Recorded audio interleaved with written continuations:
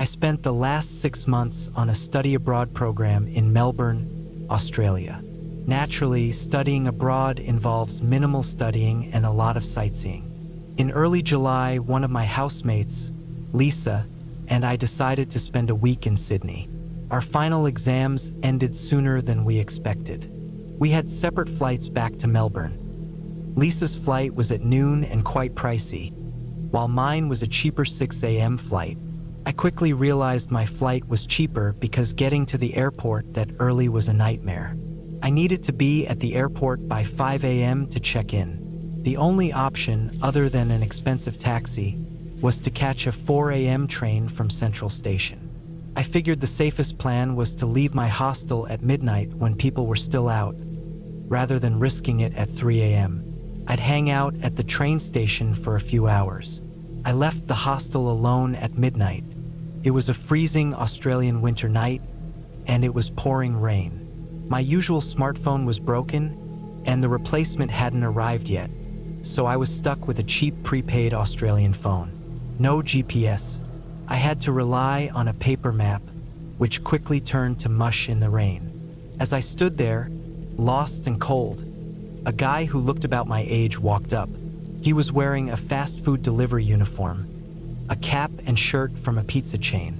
He asked if I was lost, and I told him I was trying to find Central Station. He gestured into the distance and said he could give me a ride since he was a delivery driver and would be passing the station anyway. I hesitated but considered my options: getting soaked and lost, or taking a ride from someone whose workplace I could identify. I asked for his name and where he worked. He said he was 24, from Nepal, and worked at a pizza joint in King's Cross. I agreed to go with him. In his car, there was a pizza bag on the passenger seat, and the scent of pizza filled the car, reassuring me he was telling the truth. As we chatted, I mentioned my 6 a.m. flight and the 4 a.m. train. He warned me that Central Station wasn't safe at that hour and offered to take me directly to the airport once his shift ended at 1:30 a.m. I gratefully accepted. For the next hour and a half, I sat in his warm car while he delivered pizzas. Once his shift ended, he clocked out and returned with a hot, delicious pizza and a bottle of soda for me. He asked if I needed a jacket or anything else. I thanked him and started eating as he drove toward the airport. Everything seemed fine until he suddenly changed his demeanor. He asked, "How long have you been in Sydney?" I replied, "About a week." Then he asked if I had hooked up with anyone. I froze. "No," I said, trying to stay calm, mentioning I was just here for sightseeing. "Do you have a boyfriend?" he pressed. I answered no, immediately regretting my honesty. He remarked, "You must have a great body under those clothes. You're cute." I awkwardly kept eating the pizza, hoping it would distract him. Then he put his hand on my head, stroking my hair. I kept chewing, trying not to react. His hand moved to my face, tracing my jawline, and then my lips. He even slid a finger into my mouth as I chewed. I mumbled, "I'm eating the pizza you gave me." He pulled his hand back, and we stopped at a red light. He looked at me and said, "I'll wait." So I chewed as slowly as possible. The light turned green, and he continued driving. I watched the airport signs, ready to panic if he took a wrong turn. Noticing my unease, he said, "Don't you trust me?" I forced a smile and said, "Of course." Then he suggested we go to his place to wait instead of the airport. I refused, saying I didn't want to miss my flight. He kept insisting, offering to park nearby so I could nap in his car. I kept saying no. Finally, he pulled up at the airport's domestic terminal around 2 a.m. As I gathered my things, he blocked my way with his arm. "Wait, kiss me." "No, thank you," I said. He kept pleading, asking me to go home with him. I repeated my excuses until I finally said I'd give him my number. I gave him the number for my Australian phone, thinking it would end the conversation. He texted me to make sure it was real. I showed him the message and he let me out. He stayed parked at the curb, watching me. I walked to the airport entrance, but the doors were locked. A sign said the airport opened at 4 a.m. It was just past 2, and he was still watching me. Panicking, I spotted another traveler with luggage. He was an older Australian man, and I explained the situation, asking if I could wait with him. He kindly agreed. He told me about his girlfriend and their new boat on the Gold Coast.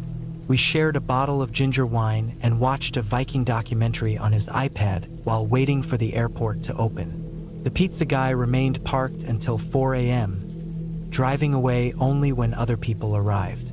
Over the next few days, he texted me, saying he missed me and enjoyed meeting me, ending his messages with kisses. I ignored them all. He even called a few times, but I never answered. Back home in the US now, I no longer have that phone. Thankfully, I never heard from him again. Pizza delivery guy, let's not meet again.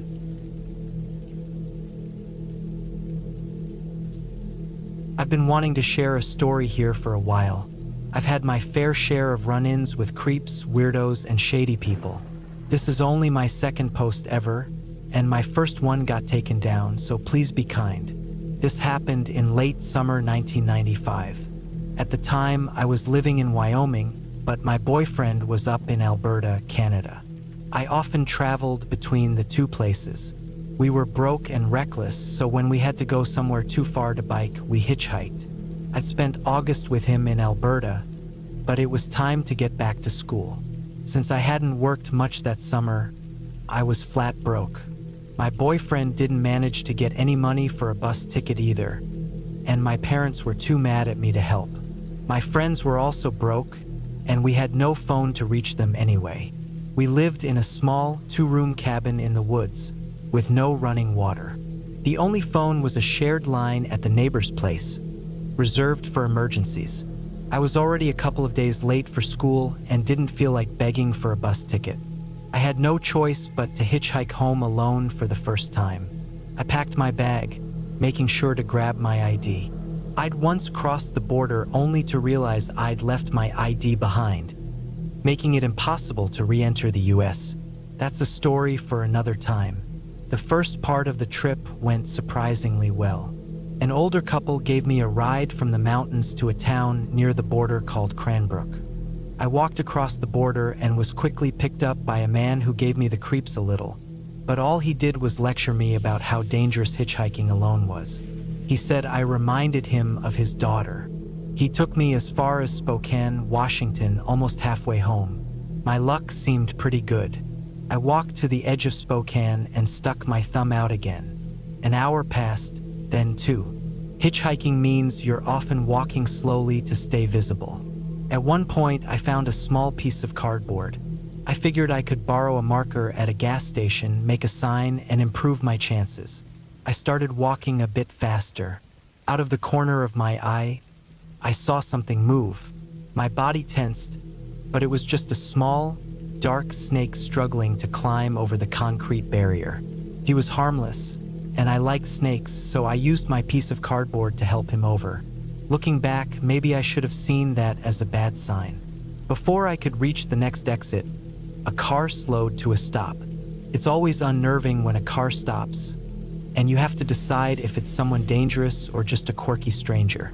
My stomach sank when I saw it was a single man, but then I noticed a boy, maybe 11 or 12, in the front seat. The guy seemed overly friendly, but I figured he wouldn't do anything terrible in front of a kid. I was young and naive, so I climbed in. He introduced the boy as his nephew, explaining they were heading back to St. Louis after visiting family in Seattle. The boy barely spoke. It was a 3-hour drive to my town, and he was taking the highway right past it, which felt like a relief. The first hour was okay, just casual conversation and stories. I kept a small knife hidden in my sleeve, just in case, but I started to relax. Then his questions turned weird. He asked if I had a boyfriend, what we liked to do together, and even about our favorite position. My heart sank. Yep, he was a creep. I stayed calm, pretending to go along with the conversation while I thought of a plan. I noticed his drink in the console probably had alcohol in it because he was getting looser as the drive went on. He kept asking gross questions. I felt embarrassed for his nephew but kept my cool. Eventually, he made it clear he expected sex in exchange for the ride. Then he said something even worse. He wanted me to find a girl for his nephew, too. His fake smile made my stomach turn. I knew I had to get away. We were about 20 miles from my town. I faked a smile and said, "I bet my friend's home now. Let's go straight to her place and get this party started." He agreed and got off at my exit. I told him to stop for some beer first. In Wyoming, you can buy beer at gas stations, so I picked a spot a few blocks from my house. When he went inside to get beer, which I knew would be in the back of the store, I quietly opened the door and bolted. I ran down an alley, ducked into some thick bushes, and curled up tight. My knife was now out, my hands shaking, and my heart pounding so loudly I thought he'd hear it. I stayed hidden, listening for his car. It was about 4 p.m. and still bright outside. I didn't move until night fell. I heard him yelling for me, sounding furious, but his car never came down the alley. When I finally got home, I locked the door and collapsed, dirt and leaves all over me. My roommate stared and asked what happened. After a quick explanation, she said, "Why didn't you call?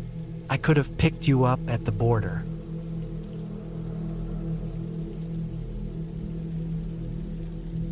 First, I want to apologize for any mistakes.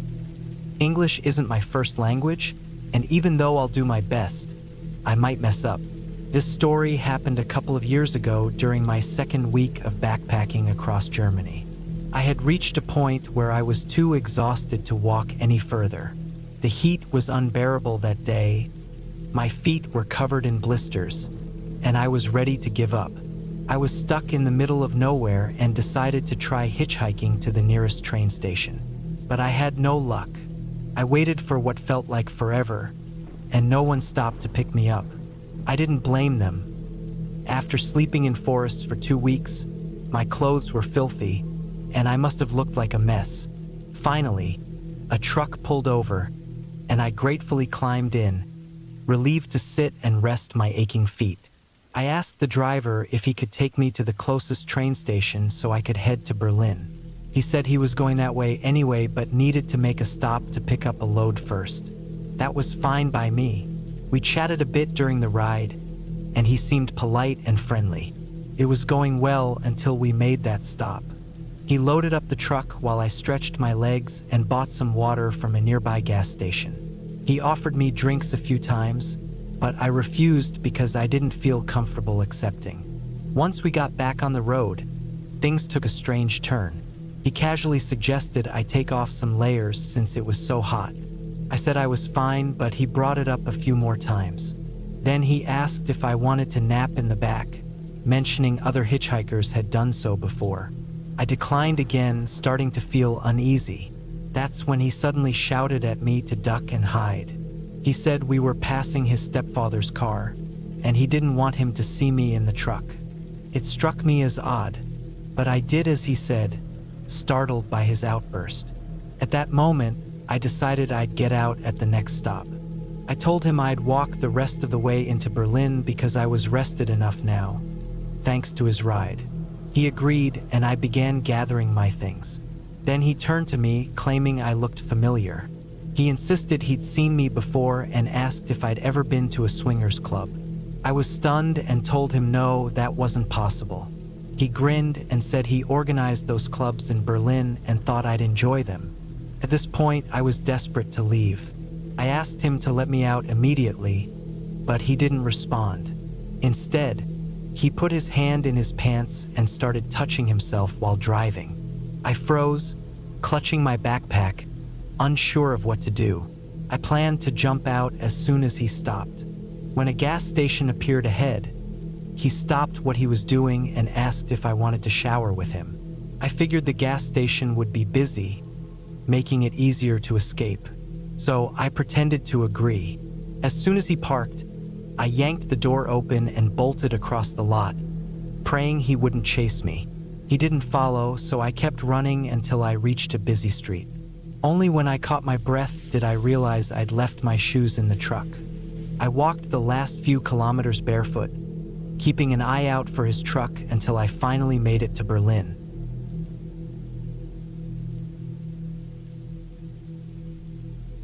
When I was younger, I thought of myself as pretty fearless. Or maybe it was just that youthful, reckless belief that nothing bad could really happen. I'd gotten through some rough things. A stalker who had followed my sister and me for nearly 2 years, an assault, 2 house fires, and growing up in a home I swear was haunted. Not the fun kind of haunted either.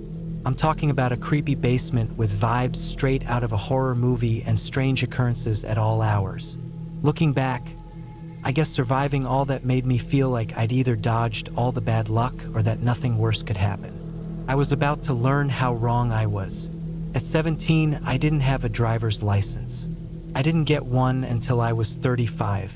So, I walked almost everywhere, sometimes got rides from friends, and very occasionally hitchhiked. This particular night was one of those rare times I decided to hitch a ride. I'd worked late and was too tired to walk. Normally, if I hitchhiked, I wouldn't get in the car with a man who was alone.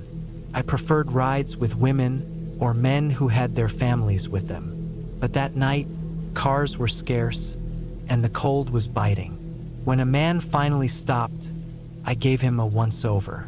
He looked slim, almost fragile, though he didn't seem unhealthy. I figured I could handle myself if he tried anything. After agreeing on a destination, I climbed in. We exchanged names, and I warmed my hands by the heater.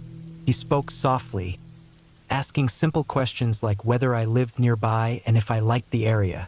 He mentioned he'd only moved there a few months ago, thought it was beautiful, and hoped to find happiness. That seemed a bit odd, but I shrugged it off.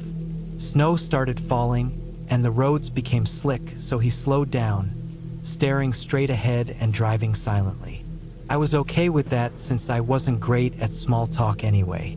About 10 minutes later, we approached an intersection. I saw another car sliding toward us, so I said, "Be careful." Suddenly, he slammed the gas, speeding through the intersection and shouting, "Don't ever." I was stunned and quickly said, "This is good enough. Just let me out here." He didn't respond.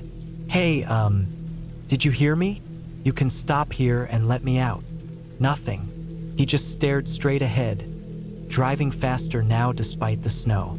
Fear doesn't quite describe how I felt in that moment. I didn't know whether to stay quiet or speak, but I knew better than to yell after his sudden outburst. After a mile or so, he started mumbling. I couldn't make out what he was saying. Thinking he was talking to me, I asked, "Sorry, what was that?" He began muttering faster, saying things like, "Don't yell at me. You never appreciate..." "Listen, I'm done." I didn't know how to respond, or if I should. I thought about jumping out but realized the door lock was missing, just a hole where it should be. Tears welled up as I debated grabbing the wheel to cause an accident and escape. Suddenly, he looked at me for the first time since I'd gotten in. He blinked quickly, slowed down, and pulled into a gas station. I waited, not wanting to provoke him.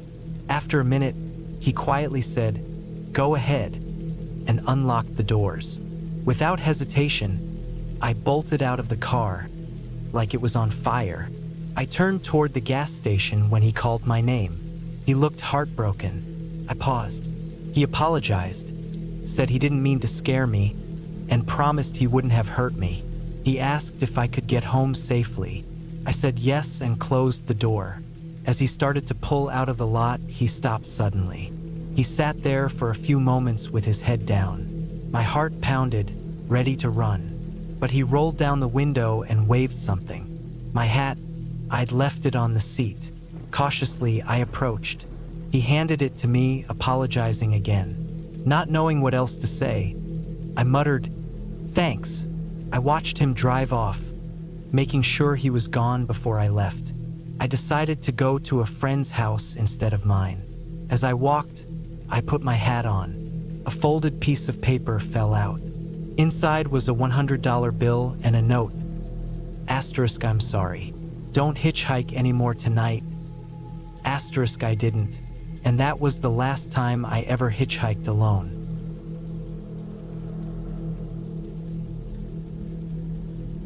Earlier this year, or maybe late last year, for context, I live right across from a nature reserve.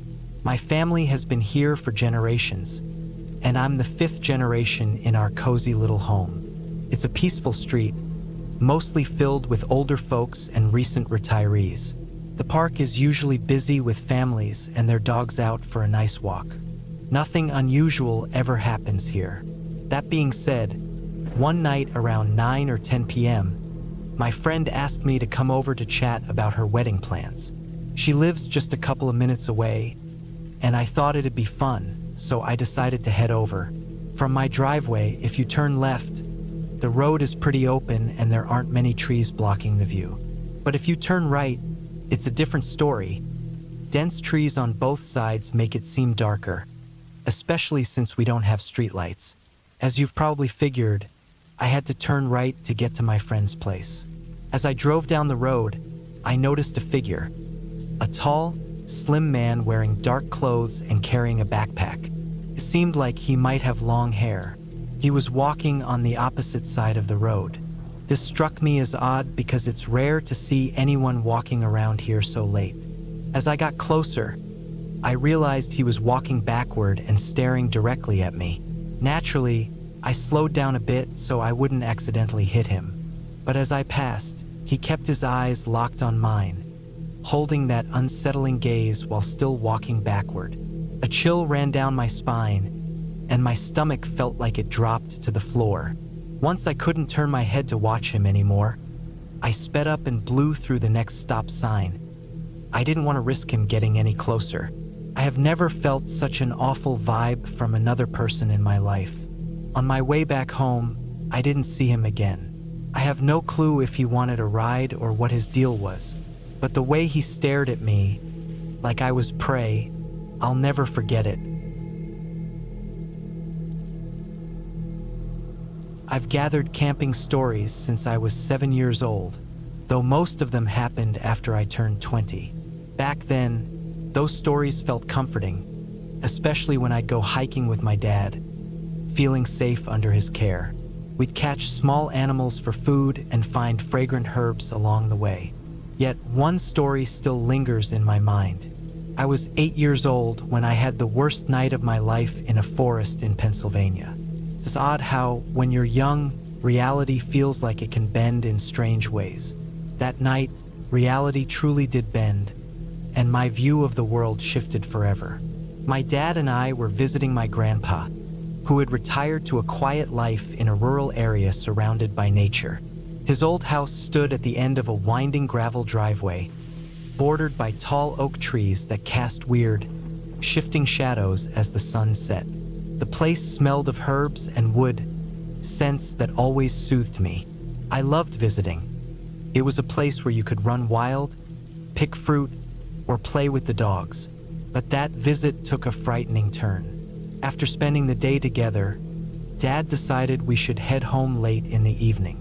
The sky was dark, and a cool breeze brushed my face as we said our goodbyes. I climbed into the front seat of the car while Dad hugged Grandpa one last time before joining me. The car engine rumbled to life, and we started down the narrow, twisting road. I remember that road clearly. Thick trees lined both sides, their branches reaching over us like skeletal fingers. The only light came from our headlights and the occasional glow from cars on the highway. It always felt a little unsettling, even more so that night. Something just felt wrong. Dad didn't speak, didn't play any music, and kept his eyes locked on the road as if he were a new driver. I didn't know what was bothering him, but I sensed his tension. The trees seemed to grow thicker and more menacing. I had the uneasy feeling that we were being watched, a weight pressing on my chest that wouldn't go away. As I gazed out the window, something caught my eye. Near the edge of Grandpa's driveway by the garage, I saw it. At first, I thought it was a wild dog or maybe a large bird. But as I looked closer, my heart froze. It was A person or something that resembled one. It was horribly thin, its skin stretched tight like old parchment. The pale flesh clung to its bones, its ribs faintly visible. Its arms were unsettlingly long, jerking in weird, awkward movements as it crawled on all fours across the gravel. Its hands were spread wide, almost claw-like. The head was oddly large, and though I couldn't see its face clearly, its sunken eyes reflected the headlights, shining with an eerie light. Fear gripped me. I flinched back, unable to scream or move. The creature's head snapped sideways, as if searching for something. My hands dug into the seat, and my teeth clenched. I turned to Dad, my voice shaking. "Dad, there's something over there." He stopped the car briefly and looked in the direction I pointed. His expression remained calm, almost too calm. "Don't worry, kiddo," he said gently. "Those things stay in the forest. They don't bother good people like us." His calmness baffled me. He hugged me and smiled. "Come on, let's play some music and eat those snacks." He handed me a bag of chips, trying to distract me, but my eyes kept drifting back to where I had seen that thing. When I looked again, it was gone. The spot where it had been crawling was empty. No pale figure, no skeletal body. It was like it had never existed. My stomach churned. Was I imagining it? Had I dozed off and dreamed it? But the cold sweat on my forehead and the thudding of my heart told me it was real. I turned to Dad, whispering, "Did you see that?" He was quiet for a moment, then nodded. "Yeah," he said softly. "I saw it." He smiled faintly. "Don't worry, I'm here. Nothing's going to hurt you." He turned up the music and handed me a chip. I tried to focus on the song, but my thoughts kept circling back to that pale creature. Why had it been there, so close to Grandpa's home? Dad asked me about school, games, and friends to distract me, but my mind was stuck on that figure. "Don't think too much about it," he reassured me. "When I was your age, I saw strange things too." He chuckled. "I cried so much Grandpa had to bribe me with ice cream." His attempt to lighten the mood worked, and I laughed. We stopped at a small store for ice cream. After eating it, Dad was still hungry, so we grabbed some noodles. We ate, paid, and continued home. When we finally arrived, I stepped out of the car. The night air felt heavy, like the world itself was holding its breath. I couldn't shake the feeling that what I saw wasn't just a trick of the mind. It was real. That night, Mom slept beside me, probably because Dad had told her everything. Years later, even as I prepare to enter high school, that experience remains vivid. It taught me that some places don't follow normal rules.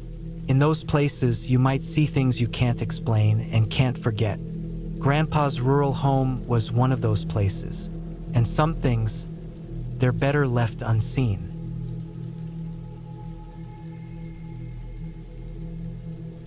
The Whispering Forest has always been a refuge for me, especially the woods of North Carolina. Since my early 20s, they've held a unique allure. Growing up, I'd often wander deep into their vast stretches, where the ancient oaks reached skyward like watchful giants, and the breeze seemed to carry secrets as old as time. These forests were my playground, my teacher, and my escape. But one November morning, they showed me a darkness I never knew existed. That morning, Grandpa and I loaded our gear and rifles into his trusty old pickup truck and headed for our usual hunting spot deep in the woods. He'd hunted there all his life, and it was our tradition to spend cool autumn weekends tracking deer and sharing stories around the campfire. The drive there was peaceful, a break from Grandpa's usual griping about how folks from the city didn't respect the land anymore. I just smiled and nodded, knowing his words came from his deep love for these woods and everything they provided us. By the time we reached the trailhead, the sun was rising, casting long shadows over the frost-dusted ground. The air was crisp and still, carrying the faint scent of pine and damp earth. It was the kind of morning hunters dream about, where every sound and movement feels alive with possibility. We pushed through the underbrush, and Grandpa fell into his familiar rhythm, pointing out tracks and broken twigs like a living guidebook. "See that?" he said, gesturing to a patch of disturbed dirt. "A deer bedded down here last night. Bet it's still nearby." I nodded and stayed alert, but as we ventured deeper, something changed. The cheerful birdsong that usually filled our walks faded away. The rustling of leaves and chatter of squirrels disappeared, replaced by an eerie, heavy silence. "Grandpa," I whispered, my voice barely cutting through the stillness. "Why is it so quiet?" He stopped, eyes scanning the trees. "The woods are thinking," he murmured, his voice low. "What does that mean?" I asked. "It means we're not alone," he said, his hand gripping his rifle. "Stay close." We continued, the silence pressing in on us like a thick fog. My senses were on high alert, every twig snap making my heart pound. I'd hunted with Grandpa for years, but I'd never felt fear like this before. Then we saw it, a buck, standing motionless in a clearing about 50 yards ahead. It was a beautiful animal, its antlers spread like a crown, but something wasn't right. Its head drooped, its movements were slow, and its coat seemed unnaturally shiny, almost as if it were damp. "Take the shot," Grandpa whispered, his voice steady, though his eyes betrayed his unease.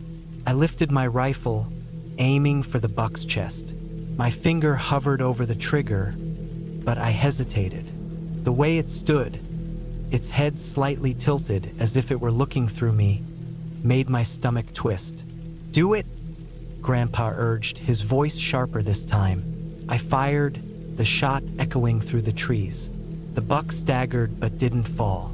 Instead, it turned and dashed into the brush with a speed that didn't match its earlier sluggishness. "Must have grazed it," Grandpa muttered. "Let's track it." We followed the blood trail across the frost-covered leaves. The deeper we went, the darker the forest seemed to grow. The trees loomed larger, their twisted branches tangling together like skeletal fingers. The air grew colder, and the silence felt suffocating. After about 20 minutes, we found it, or what was left of it. The buck lay torn apart in a small clearing, its ribs poking out like broken spears. Its insides were completely gone, as though something had scooped them out precisely. But there wasn't a drop of blood. "What in the world?" Grandpa whispered, his voice trailing off. I stepped closer, my stomach churning. What could have done this? Grandpa didn't answer, his eyes fixed on the mangled carcass, his face pale. Then we heard it, a low, guttural growl that sent chills through me. It was a sound like no animal I'd ever heard before. Deep, primal, and filled with menace. "Get your rifle," Grandpa whispered, his voice shaking. I fumbled for my gun, my hands trembling. The growl came again, louder and closer. Then I saw it, a shadow at first weaving between the trees. As it stepped into the clearing, my breath caught. It stood on two legs, easily 7 feet tall, its thin body wrapped in tight, sickly skin. Its arms were too long, ending in clawed hands that twitched. But the worst part was its face, a nightmarish version of the buck we'd tracked, with hollow eyes that glowed faintly. "Run," Grandpa hissed, his voice barely audible. "What?" I stammered, unable to move. "Run," he shouted, firing his rifle. The gunshot snapped me out of my trance. I turned and bolted, my legs driven by pure instinct. Behind me, I heard another shot, followed by a roar that shook the ground.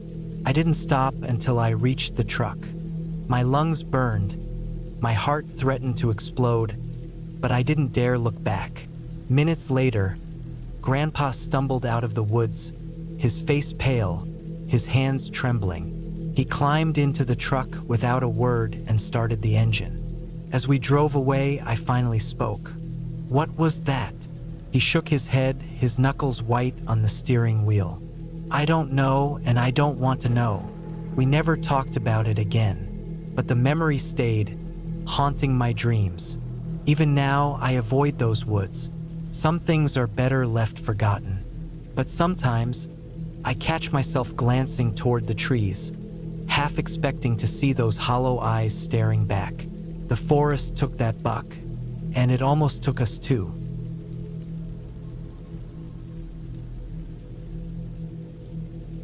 Hunting nightmares could be terrifying, but for me, hunting wasn't about the act of taking a life. It was about the stillness in nature, the way the world seemed to hold its breath in the soft light of dawn and how pure the air felt. It was my way of escaping the chaos of everyday life, a chance to reconnect with something raw and untamed. But the trip I'm about to describe changed everything. In late October 2019, I decided to go on a solo hunting trip into the remote hills. The trees were a blaze of red and gold. The air carried a slight chill, and the forest was alive with rustling leaves and birdsong. After 3 days without luck, I'd only seen a few deer, either too distant or too young to hunt. That morning, I chose to head toward the eastern ridge, a less visited area where I'd had success before. The day dragged on as I moved quietly, eyes sharp for any sign of movement. As the afternoon light dimmed, shadows stretched across the ground. Then I spotted it, a deer standing still about 50 yards away. Something was off. Its body was frail, almost skeletal, with dull, patchy fur. Its head drooped low, and each breath came out as a faint mist in the cool air. I'd seen sick animals before, but this was different. The deer seemed wrong, like it didn't belong in this world. I hesitated. Every hunter faces moments of doubt, where instinct clashes with reason. But leaving the animal to suffer didn't feel right. Quietly, I lifted my bow, drawing the string back. The deer didn't react, its eyes unfocused as if it saw straight through me. I let the arrow fly, and it struck true, sinking deep into its side. That should have been the end. But instead of falling, the deer released a chilling, guttural scream that echoed through the trees. My blood froze, his body convulsed, twisting in unnatural ways. Then, slowly, it stood not on 4 legs but 2. Its limbs lengthened, joints popping and cracking as they rearranged themselves. Its neck jerked up, and its face stretched into something almost human, yet disturbingly alien. The lifeless eyes now glowed with a sinister light. Its mouth opened, revealing rows of jagged teeth dripping with saliva. I stumbled backward, my bow slipping from my grip. My mind reeled, unable to process what I was seeing. This couldn't be real. The creature took a step forward, its movements jerky and unnatural. I fumbled for another arrow, but my shaking hands couldn't notch it. Screeched again, and panic took over. I turned and ran. Branches slapped against my face, and the ground seemed to shift beneath my feet. Behind me, I heard it crashing through the underbrush, its growls sending waves of terror through me. I don't know how long I ran, but eventually, the sounds faded. My lungs burned, and my legs threatened to collapse. I crouched behind a large tree, gasping for breath. The forest was silent. No birds, no rustling leaves. After what felt like forever, I gathered the courage to head back to camp, my thoughts a mess of fear and disbelief. What had I just witnessed? Was it a predator I didn't recognize or something beyond understanding? When I finally reached my camp, dread settled in. Everything was destroyed. My tent was torn apart, fabric hanging in shreds. My supplies were scattered, my cooler overturned, gear broken and strewn about. Even the fire pit was wrecked, the rocks tossed around as if by something immense. Then I saw the tracks, massive prints, deeper than any human's. The shape was wrong, with long toes and claw marks at the tips. The prints circled the camp, overlapping like the creature had been pacing. I didn't stay to find out more. Grabbing what I could, a water bottle, flashlight, and knife, I fled down the trail. The whole way, I felt eyes on me, as if the creature was hidden just beyond the trees, waiting for me to falter. By the time I reached my truck, night had fallen. I jumped in, locked the doors, and sped off, my hands trembling on the wheel. My mind was a whirlwind of fear and confusion. When I got home, I promised myself I'd keep it to myself. Who would believe me? They'd think I was crazy or lying. So when friends asked about the trip, I told them it was uneventful, that I hadn't bagged anything but enjoyed the solitude. But the truth haunts me every day.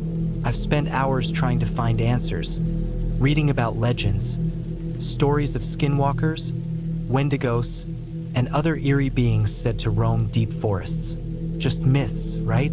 Scary stories to tell around campfires. But I know what I saw. I haven't returned to those hills. What was once a place of peace is now a land of nightmares. Some things shouldn't be understood, and some places are better left untouched.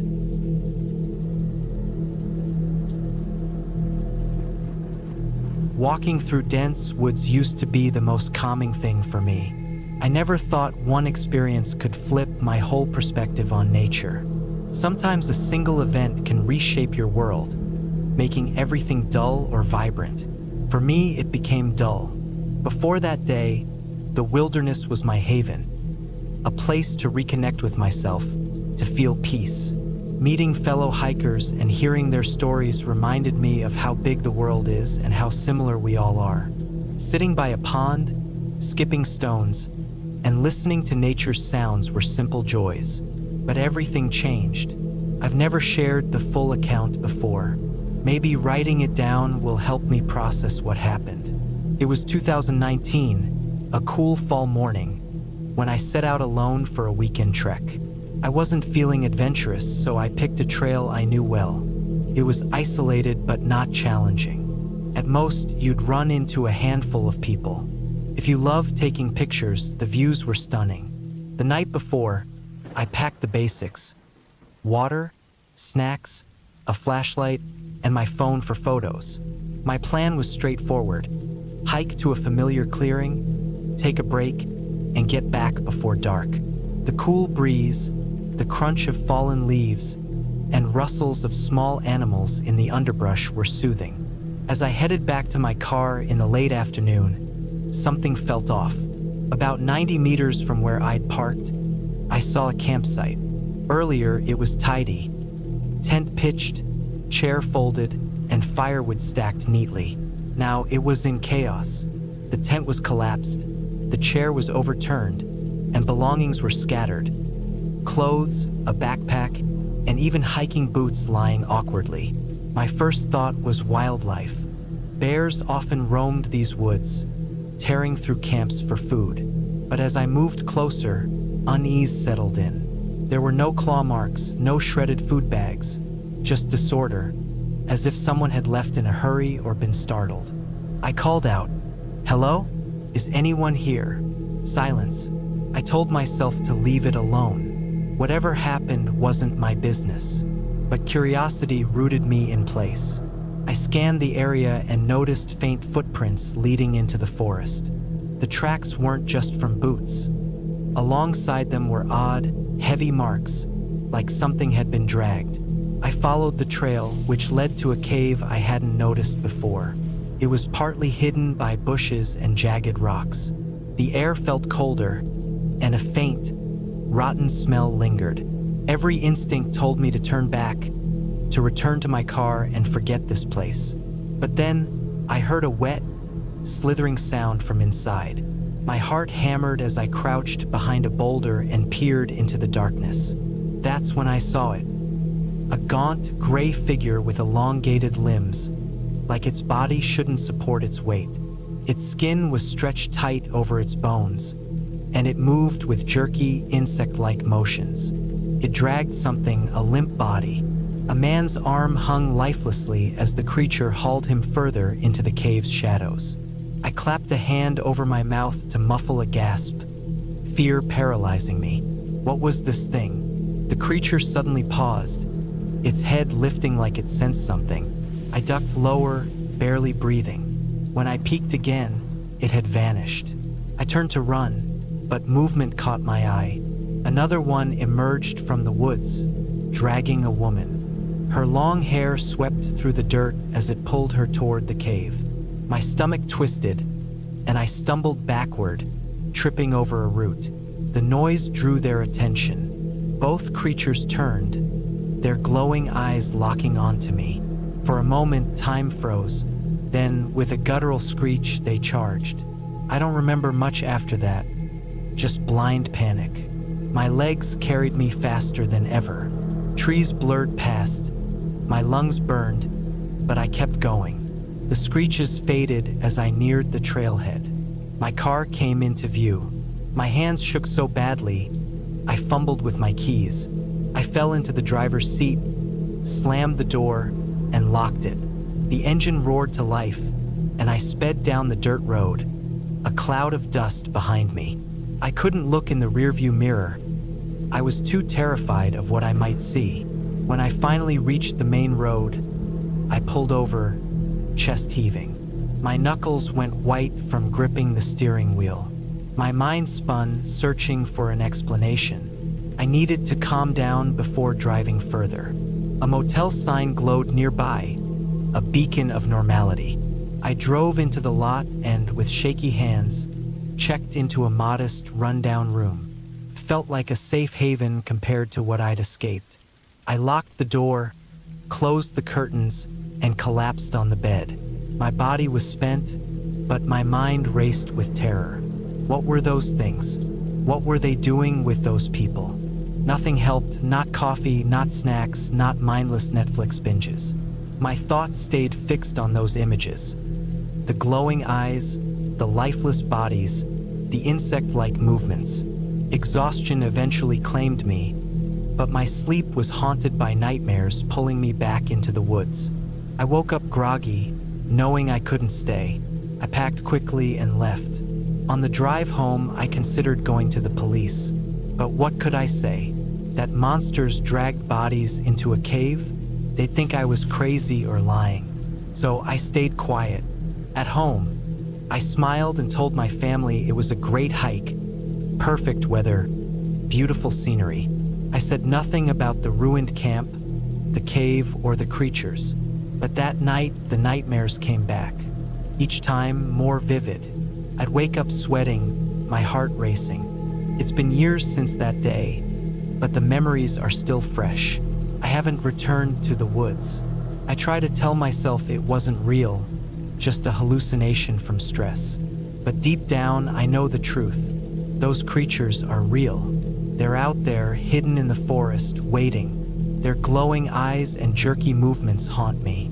Some places are better left unexplored, some mysteries unsolved. The forest that once gave me peace now fills me with dread. I learned that the hard way, and it's a lesson I'll carry forever.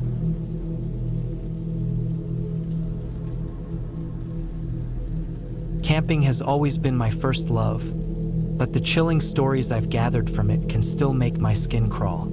Some of the scariest tales are from the deep forest, where ancient secrets hide, mysteries not created by humans, but by spirits, wild animals, and even nature itself. When nature decides to trick you, it can happen in an instant. That's exactly what happened to Jake, my closest friend, and me 14 years ago during a camping trip in the dense woods of Oregon. The memories from that night still send shivers down my spine. On our way back, we broke our monthly tradition of discussing our trips because we needed time to recover from what we'd experienced. It all started like any typical adventure. Jake and I loaded up his beat-up SUV, joked about my lousy aim, and headed toward an unexplored part of the eastern mountains. This was a new area for us, and there was something strangely inviting about it. The mountains loomed ahead, their peaks shrouded in mist. The stillness weighed on us as we arrived. We set up camp by the afternoon near a clearing that gave us a good view for spotting wildlife. The scenery was breathtaking. ancient pine trees towering above, their branches weaving together to form a shadowy canopy. We pitched our tent, built a small fire, and spent the day exploring, marking trails, and taking in the scenery. As darkness fell, the forest grew eerily quiet. No chirping insects, no rustling leaves, no hooting owls, just silence. The kind that makes your thoughts race and your imagination go wild. You get the feeling someone's always behind you, watching, but we shrugged it off and turned in early, knowing we'd need to wake before dawn for the best hunting. We slept soundly, used to the nighttime quiet of the forest. But around midnight, a sudden, blood-curdling scream ripped through the silence, jolting us awake. My heart pounded as I tried to figure out if the scream came from a human or an animal. The drawn-out, high-pitched wail made it clear. It was human. My stomach clenched. I whispered to Jake, "Did you hear that?" His wide eyes told me he did. "Stay quiet," he replied. We strained our ears, trying to pinpoint the sound's origin. In the wilderness, you learn not to leave your shelter when chaos erupts outside. You never know what might be lurking, whether it's spirits or something worse. The scream stopped suddenly, and we waited to see if it would start again. Almost on cue, a voice whispered, "Jake?" It was soft, drawn out, carried by the wind. My blood turned to ice. The voice was unfamiliar, yet it spoke his name with unnerving clarity. "Who's there?" Jake whispered, clutching his hunting rifle. "I don't know," I answered, my voice trembling. "We should stay put." But Jake grabbed a flashlight. "We can't just ignore it. What if someone needs help?" Reluctantly, I followed. My rifle felt unusually heavy. Every step we took increased the tension. The flashlight barely lit up the inky darkness. We didn't go far before the voice called again, closer this time. "Jake!" It sounded playful, almost mocking. Jake looked at me, and I looked back, both of us bewildered. "Show yourself," Jake shouted.